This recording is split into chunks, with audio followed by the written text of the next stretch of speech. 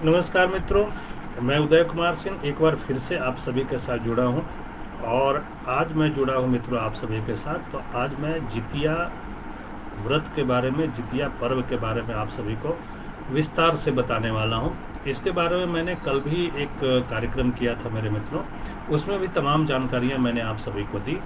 और आप सभी को मालूम है कि आज कल जो है वो इस पर्व का, इस व्रत का, यानी जीवित पुत्री का व्रत का कल जो है वो नहाय खाया था। वो आज जो है ये व्रत जो है देश भर में किया जा रहा है। देश भर की जो माताएं बहनें हैं वो अपनी संतानों की भलाई के लिए, अपने संतानों की दीर्घायु के लिए, लंबी उम्र के लिए, अपनी संतानों की आरोग्यता के लिए जो है ये व्रत करती है।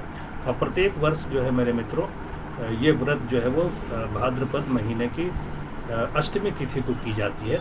तो आज अष्टमी तिथि है मेरे मित्रों, आज 10 सितंबर है।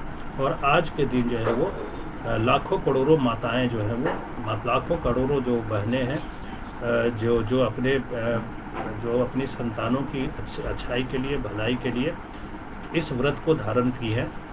और मेरे मित्रों इसी के बारे में आज बहुत विस्तार से मैं आप सभी को बताने वाला हूं कि आखिर क्या कुछ महत्व है मानव जीवन में इस व्रत का, इस व्रत को किस प्रकार से किया जाता है, ये व्रत कितना कठिन है, इस व्रत का शुभ मुहूर्त क्या है।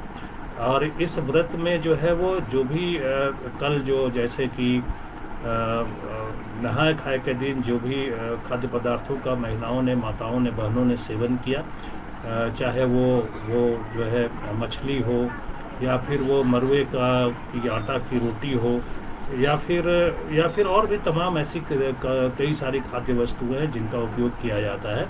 मेरे मित्रों उसके बारे में मैं विस्तृत जानकारी आप सभी को आज दूंगा कि उनका जो है किस तरह से महत्व है और आपके शरीर पे क्या प्रभाव पड़ता है उनका सेवन करने से।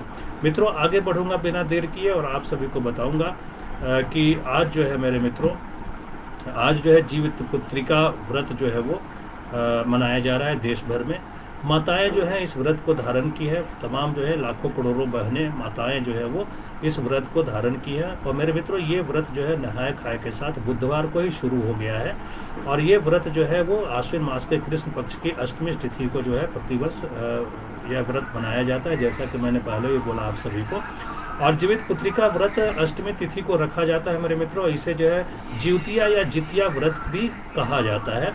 और मेरे मित्रों जीवित पुत्रिका व्रत जो है माताएं अपने बच्चों के लिए रखती हैं। इस दिन माताएं पुत्र की दीर्घायु यानी लंबी आयु के लिए, उनकी आरोग्यता के लिए, यानी उत्तम स्वास्थ्य के लिए, और साथ ही साथ जो है सुखमय और मंगलमय जीवन के लिए जो है वो माताएं अपने पुत्रों की सुखमय और मंगलमय जीवन के लिए जो है ये व्रत रखती हैं। बल्कि ये मैं कहूँगा मेरे मित्रों कि जितनी भी माताएं हैं, बहनें हैं, वो अपनी संतान की दीर्घायु के लिए, आरोग्यता के लिए और सुखमय जीवन के लिए ये व्रत धारण करती हैं।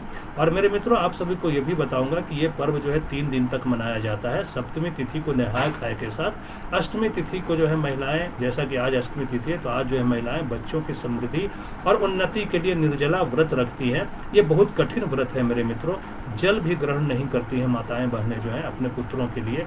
लेकिन होता क्या है मेरे मित्रों, मैं बताऊंगा, आगे बताऊंगा क्या कुछ होता है। जो माँ आपको जो है 9 महीने तक अपने गर्भ में रखती है, जो माँ जब आप जन्म लेते हैं, छोटे होते हैं, आप जो है कपड़े गीला करते हैं, बिस्तर गीला करते हैं, वो माँ जो है अपने आप को गीले बिस्तर पे अपने आप को, अपने शरीर को रखती है, खुद को सोती है, आपको जो है सूखे बिस्तर पे सुलाती है।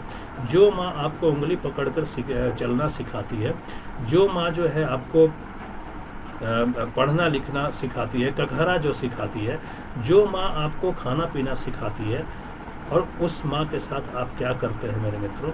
जो माँ आज देखिए जब से आप जन्म लिए हैं तब से जो है वो निर्जला व्रत करती है, दिन भर पानी नहीं पीती है, खाना अन्न तो छोड़ दीजिए मेरे मित्रों, जल तक ग्रहण नहीं करती है, उस माँ के साथ आप क्या करते हैं मेरे मित्रों, ये एक बार अवश्य सोचिएगा।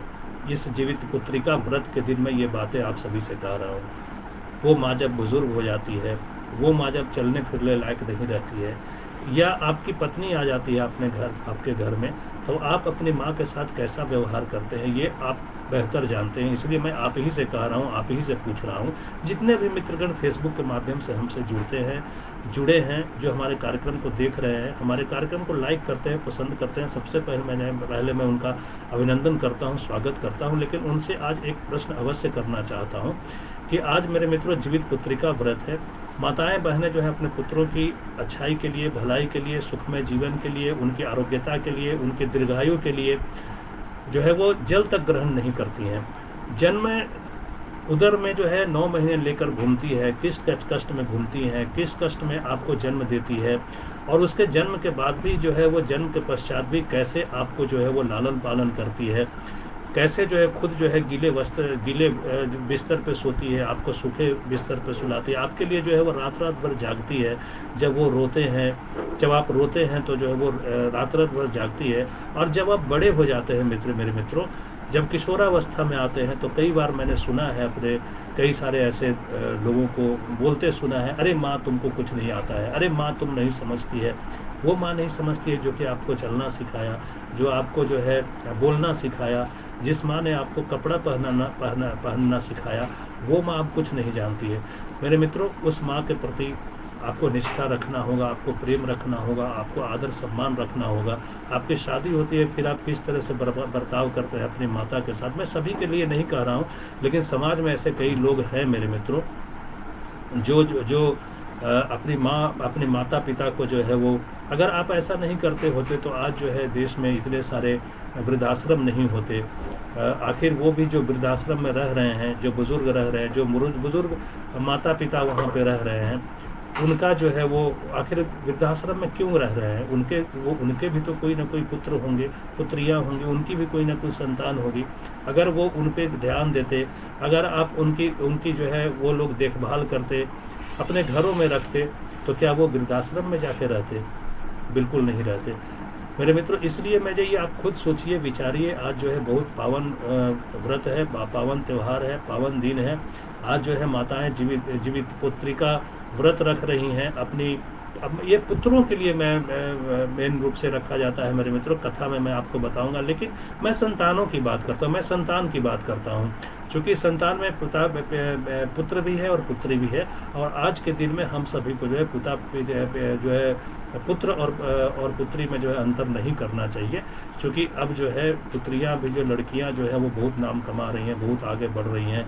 महिलाएं जो है पुरुषों से कंधा मिलाकर चल रही हैं। और चाहे वो फौज में हो, चाहे हवाई जहाज उड़ाने की बात हो, चाहे फाइटर प्लेन उड़ाने की बात हो, चाहे आईटी सेक्टर में काम करने की बात हो, लेक्चरर बनने की बात हो, प्रोफेसर्स बनने की बात हो, पुलिस बनने की बात हो, सुरक्षाकर्मी बनने की बात हो, हर जगह महिलाएं मेरे मित्रों आगे हैं। इसलिए मैं बोलता हूँ। खैर, आज जो है मैं जीवित पुत्रिका व्रत की बात कर रहा हूँ मेरे मित्रों। तो आज क्या कुछ होता है उसके बारे में बताऊँ। तो इस दिन जो है, यानी आज के दिन जो है, माताएं पुत्र की दीर्घायु के लिए, संतान के दीर्घायु के लिए, आरोग्यता के लिए, सुखमय जीवन के लिए व्रत रखती है। और यह पर्व जो है 3 दिन तक मनाया जाता है। और सप्तमी तिथि को नहाय खाए के बाद अष्टमी तिथि को महिलाएं बच्चों की समृद्धि और उन्नति के लिए निर्जला व्रत रखती हैं। और इसके बाद नवमी तिथि यानी कि अगले दिन जो है वो व्रत का पारण किया जाता है, यानी व्रत खोला जाता है। और ये व्रत जो है, जैसा कि मित्रों मैंने आप सभी को बताया, माताओं बहनों आप सभी को बताया, ये व्रत जो है निर्जला रखना पड़ता है, यानी कि जल ग्रहण नहीं किया जाता है। और जितिया व्रत जो है इस बार मेरे मित्रों आज है, आज गुरुवार का दिन है, आज सितंबर 10 है, आज 10 सितंबर है। यानी आज जो है वो महिलाएं जो है, माताएं जो है वो व्रत धारण की हुई हैं, निर्जला हैं, कोई जल ग्रहण नहीं किया है, कोई अन्न जल ग्रहण नहीं किया है। और आज जो है माताएं ये व्रत रखी हुई हैं, रख रही हैं मेरे मित्रों। और ऐसे में आप सभी से जितने भी पुत्र हैं, जितनी भी पुत्रियां हैं, जितनी भी किसी न किसी के संतान हैं, उन सब से मैं अनुनय विनय करना चाहूँगा, प्रार्थना करना चाहूँगा, विनती करना चाहूँगा, ये कहना चाहूँगा कि अपनी माताओं के प्रति जो है आप निष्ठा रखिए, अपनी माँ के प्रति जो है वो सम्मान का भाव रखिए। अपनी माँ को कभी ऐसा मत बोलिए, कटु वचन मत बोलिए जिससे उसको दुख हो।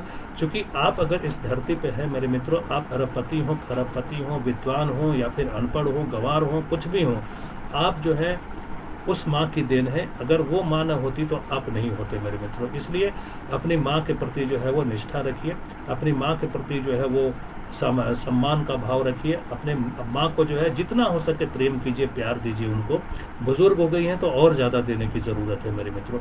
जिनकी जिनकी माँ नहीं है, जिनके पिता नहीं है, उनको क्या है करना है मेरे मित्रों कि आस पड़ोस में कहीं भी जो बुजुर्ग माताएं हैं, बुजुर्ग बहनें हैं, बुजुर्ग जो हैं, बुजुर्ग व्यक्ति कोई भी हो, उनको जो है आप उनकी सेवा करिए, उनकी जो कमी है उसको पूरा करिए। अवश्य ही जो परमात्मा है आपको ऐसे मुकाम पे पहुंचाएगा कि आप जो चाहते हैं, यानी आपकी सभी मनोकामनाएं पूर्ण होंगी। और ऐसे भी मैं बोलता हूं मेरे मित्रों की शक्ति से बड़ी कोई भक्ति नहीं है। आप अगर सेवा से बड़ी कोई भक्ति नहीं है मेरे मित्रों। अगर आप किसी की सेवा करते हैं तो वो जो सीधे परमात्मा तक पहुंचती है मेरे मित्रों। अगर किसी ज़रूरतमंद को, किसी रोते हुए को आप हंसाते हैं, किसी निर्वस्त्र को, जो कि जिसके पास वस्त्र नहीं है, उसको अगर आप कपड़े पहनाते हैं, अगर आप ऐसे किसी व्यक्ति को भोजन कराते हैं जो भूखा है, तो उससे बड़ा कोई धर्म नहीं है मेरे मित्रों। वैसे धर्म तो तमाम है, हिंदू धर्म है, मुस्लिम इस्लाम धर्म है, सिख ईसाई, तमाम तरह की बातें होती हैं मेरे मित्रों, लेकिन मानवता से बड़ा कोई धर्म नहीं है मेरे मित्रों। सेवा से बड़ा कोई धर्म नहीं है। इसलिए मैं बोलता हूँ आप सभी को कि सेवा परमो धर्म इसलिए भी बोला गया है। और गरीबों की, बुजुर्गों की, माताओं की, गौ माता की सेवा करिए, आपकी सभी मनोकामनाएं पूर्ण होंगी। मित्रों, इसी के साथ आगे बढ़ूंगा। और आज जो है वो पूजा का शुभ मुहूर्त क्या होगा, जीवित पुत्रिका अगर व्रत की बात मैं कर रहा हूँ तो उसके बारे में जल्दी से बताऊंगा कि शुभ मुहूर्त क्या है पूजा का। तो मेरे मित्रों, आप सभी को बताऊं कि जितिया व्रत इस वर्ष जो है 10 सितंबर को पड़ रहा है, जैसा कि मैंने आपको बताया। और इसका शुभ मुहूर्त जो है मेरे मित्रों दोपहर, यानी कि अब से जो है थोड़ी ही देर बाद जो है, यानी कि 2:05 से शुरू हो जाएगा शुभ मुहूर्त, जो कि अगले दिन यानी कि 11 सितंबर को 4 बजकर जो है वो 34 तक रहेगा। और इस व्रत को पारण के दौरान जो है वो द्वारा तोड़ा जाएगा मेरे मित्रों, जिसका शुभ समय जो है वो 11 सितंबर को दोपहर 12 बजे तक होगा। यानी कि अगर कोई माताएं बहनें व्रत धारण कर रही हैं तो पूजा का शुभ मुहूर्त जो है वो अभी से थोड़ी देर बाद, तकरीबन जो है 1-1.25-2 घंटे बाद जो है वो शुरू हो जाएगा। 2:05 से पूजन का मुहूर्त जो है शुभ मुहूर्त शुरू हो जाएगा, जो अगले दिन यानी कि कल 11 सितंबर को 4:34 तक रहेगा। और इस व्रत को पारण के द्वारा तोड़ा जाएगा मेरे मित्रों। इसका शुभ, यानी अगर आप पारण जो करेंगे कल, माताएं बहनें जो पारण करेंगी वो कल 11 सितंबर को दोपहर 12 बजे तक कर सकती हैं। और मेरे मित्रों, अगर मिथिला पंचांग की बात करूंगा, एक मिथिला पंचांग भी उसकी अगर बात करूंगा तो बुधवार यानी कि बीते कल 9 सितंबर को नहाया खाया था मेरे मित्रों। और रात्रि में शुद्ध भोजन करना बहुत जरूरी होता है। और भोर में सरगही भी ग्रहण करती हैं जो माताएं बहनें जो व्रत को धारण करती हैं। और गुरुवार यानी कि आज 10 सितंबर को उदया तिथि अष्टमी में व्रत किया जाएगा और शाम को पूजन होगा मेरे मित्रों। और शुक्रवार 11 सितंबर को सूर्योदय के उपरांत प्रातः काल में पारणा होगा, पारण किया जाएगा। अगर मैं इस व्रत को लेकर एक कथा की बात करूं मेरे मित्रों, तो जितिया व्रत के महत्व को लेकर एक कथा काफी प्रचलित है। और कथा यह है कि एक समय की बात है कि एक जंगल में चील और लोमड़ी, सियार जिसको बोलते हैं, घूम रहे थे। तभी उन्होंने मनुष्य जाति को इस व्रत को विधि पूर्वक करते देखा और कथा सुनी। और उस समय चील ने इस व्रत को बहुत ही श्रद्धा के साथ ध्यान पूर्वक देखा, जबकि लोमड़ी का ध्यान जो है इस ओर बहुत कम था। और चील के संतानों एवं उनकी जो है संतानों को कभी कोई हानि नहीं पहुंची, क्योंकि चील जो है वो बहुत ध्यान पूर्वक कथा सुन रहा था। तो इसकी वजह से जो है वो उसके पुण्य के प्रभाव से चील के संतानों और उनकी संतानों पे जो है वो स्वयं चील पे और उनकी संतानों पर कोई हानि नहीं पहुंची। लेकिन लोमड़ी की संतान जो है वो जीवित नहीं बची। इसलिए इस व्रत को जो है हर माता अपनी संतान की रक्षा के लिए करती है और ध्यान पूर्वक कथा सुनती है और जो है विधि पूर्वक शास्त्रोक्त विधि से जो पूजन अर्चन करती है। जो भी सामग्रियां अर्पित की जाती है उसको संपूर्ण विधि विधान के साथ करती हैं। मैं मित्रों इसी के साथ थोड़ी सी जानकारी और देना चाहूँगा कि घर पर जो है जीवित पुत्रिका व्रत की पूजा करने की क्या कुछ विधि होगी मेरे मित्रों, उसके बारे में बताऊंगा। क्योंकि कोरोना काल चल रहा है तो आपको घर पर भी जीवित पुत्रिका व्रत का जो है वो विधान पूरा करना है, विधि पूर्वक पूजा अर्चना करनी है, तो उसके बारे में बताऊंगा आप सभी को मित्रों। तो क्या कुछ करना है, तो आज जो है वो सुबह स्नान करने के बाद व्रती प्रदोष काल में गाय के गोबर से पूजा स्थल को लीप कर साफ कर लेती है। इसके बाद वहाँ पे एक छोटा सा तालाब बना लेती हैं और तालाब के पास एक जो है वो पाकड़ की डाल लाकर खड़ा कर देती हैं। और अब जो है उसके बाद जो है वो शालीवाहन राजा के पुत्र धर्मात्मा जिमूतवाहन की कुश निर्मित मूर्ति जल के पात्र में स्थापित की जाती है। और फिर उन्हें जो है दीप, धूप, अक्षत, रोली और लाल और पीली रुई से सजाया जाता है। और उसके बाद मेरे मित्रों उन्हें भोग लगाए जाते हैं और उसके बाद मिट्टी या गोबर से मादा चील और मादा सियार की प्रतिमाएं बनाई जाती हैं और दोनों को लाल सिंदूर अर्पित किए जाते हैं। उसके बाद क्या होता है कि पुत्र की प्रगति और कुशलता की कामना जो है वो की जाती है इन सभी से। और इसके बाद जो है व्रत कथा सुनने और पढ़ने का विधान है, जैसा कि पहले ही मैं आप सभी को बताया।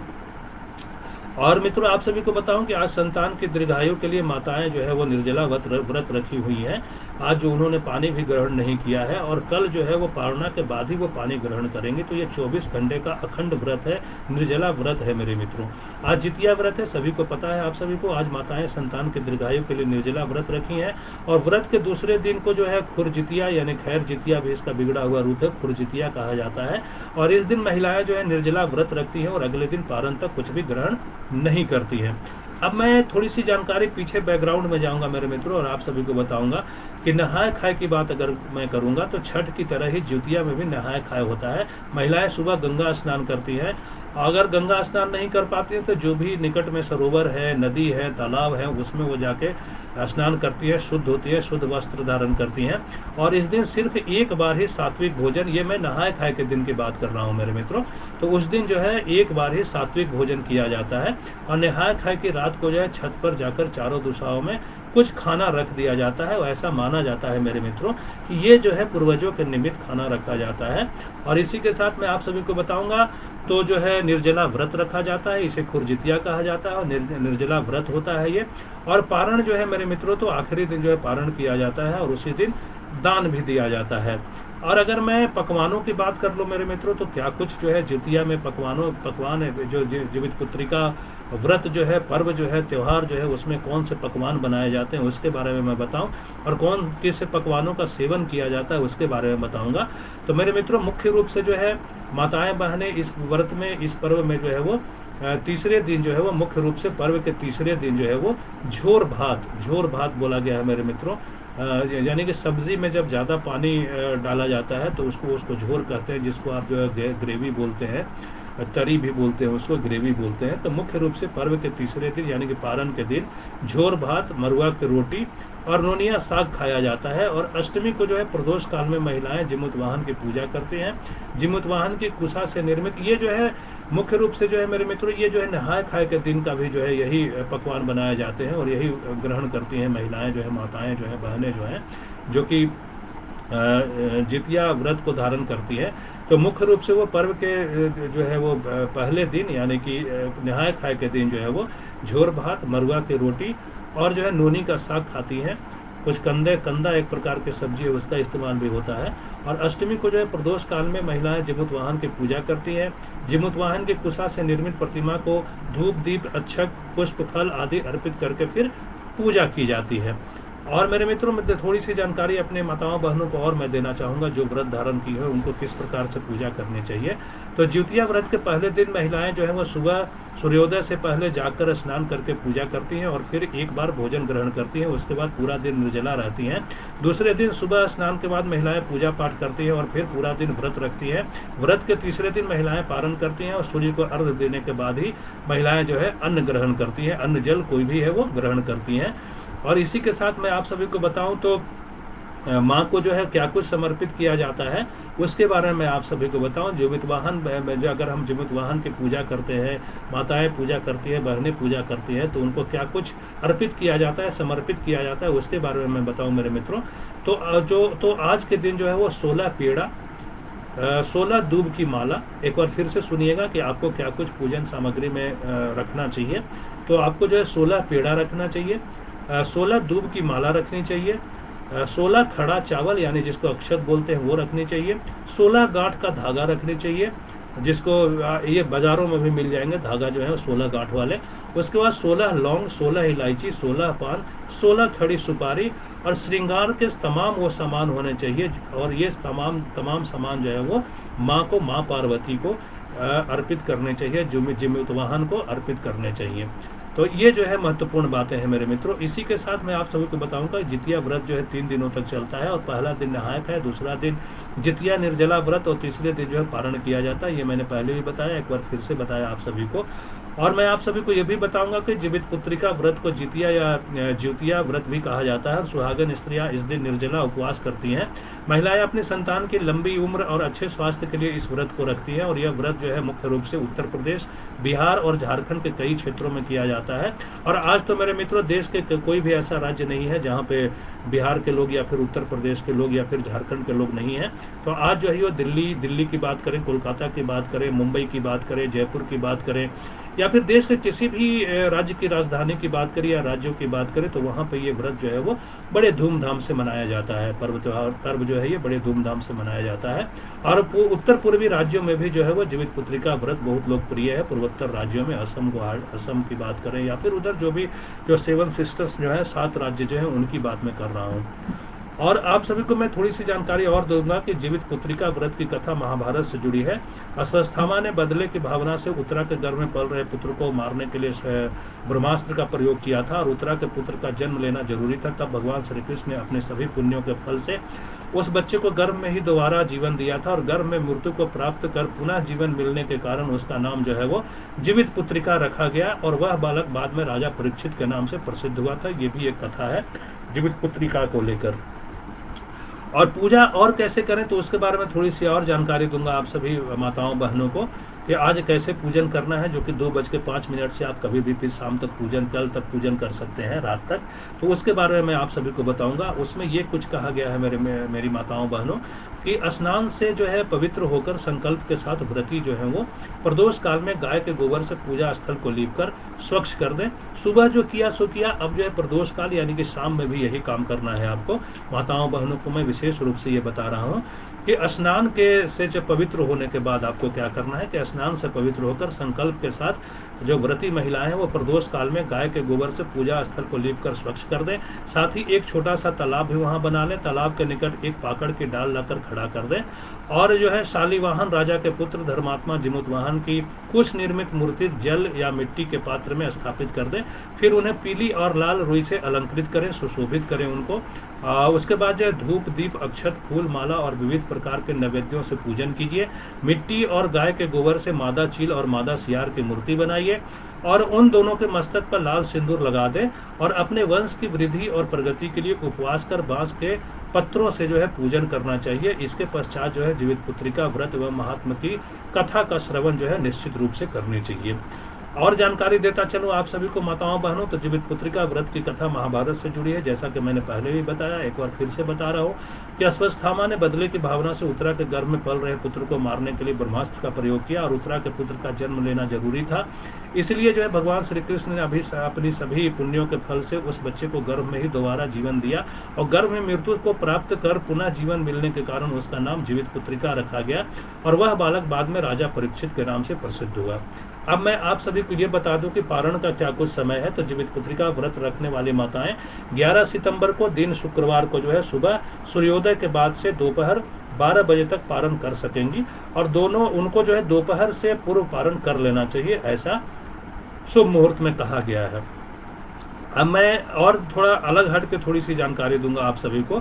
तो मिथिला की बात अगर करूंगा मैं, जो कि बिहार का एक इलाका है मिथिलांचल जिसको बोलते हैं, वहाँ पे मड़ुआ की रोटी और मछली खाने की परंपरा है नहाय खाए के दिन। वहाँ की जो माताएं बहनें हैं वो नहाय खाए के दिन जो है वो मछली और जो है मड़ुआ का रोटी का सेवन करती हैं।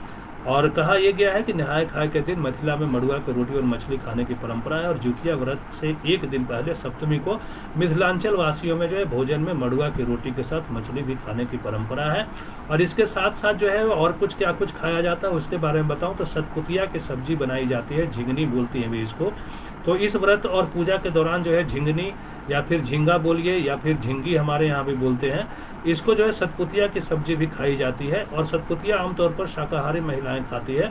सतपुतिया जो है उत्तर प्रदेश और बिहार के क्षेत्रों में बहुतायत में पाई जाने वाली सब्जी है। और इसी के साथ साथ मेरे माताएं बहनें जो है वो नहाय खाए के दिन और जो है पारना के दिन भी इसका सेवन करती है। उसमें क्या कुछ होता है तो नोनी का साग खाने की भी परंपरा है। बहुत सी महिलाएं ऐसी हैं जो कि नोनी का साग जो है बहुत क्या सभी जो है महिलाएं जो जीवित पुत्रिका व्रत करती है वो नोनी का साग अवश्य ही खाती हैं।